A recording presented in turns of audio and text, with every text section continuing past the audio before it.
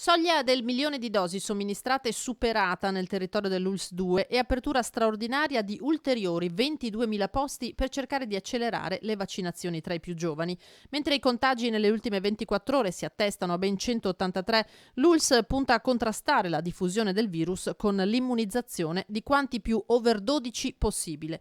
E il traguardo del 1.000.000 è una tappa importante. Questo significa che ormai il 60% della popolazione residente vaccinabile, quindi che ha più di 12 anni, e ormai ha una copertura vaccinale completa, e questo è un grande dato, è un grande risultato. Avanti così verso l'altro traguardo, quello dell'immunità di comunità. Questo è quello che auspichiamo, che questo avvenga prima dell'apertura delle scuole, perché questa è la data importante.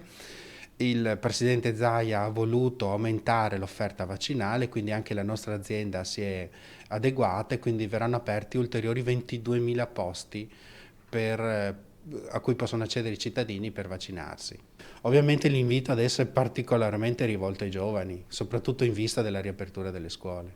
Stabili i ricoveri, sempre 2 in terapia intensiva al Cafoncello, altrettanti in pneumologia, 5 alle malattie infettive, una quindicina i ricoverati a Vittorio Veneto. Nessuno risulta vaccinato. Media dell'età 53 anni, ma è di ieri il ricovero di una ragazza di appena 17 anni. È stata ricoverata nella giornata di ieri, forse anche in maniera cautelativa, diciamo, però insomma era una paziente che si era prenotata per la vaccinazione ma ancora non l'aveva potuta eseguire, e quindi è stata una infezione contratta in ambiente familiare.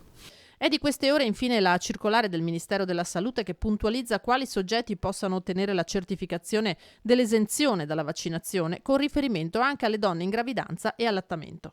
Pone l'accento sulla gravidanza e sull'allattamento, che rimangono comunque delle condizioni che non esentano dalla vaccinazione, quindi le donne possono comunque vaccinarsi, però insomma rimane importante comunque la valutazione del medico, sarà la paziente insieme al medico che decidono o meno l'opportunità della vaccinazione.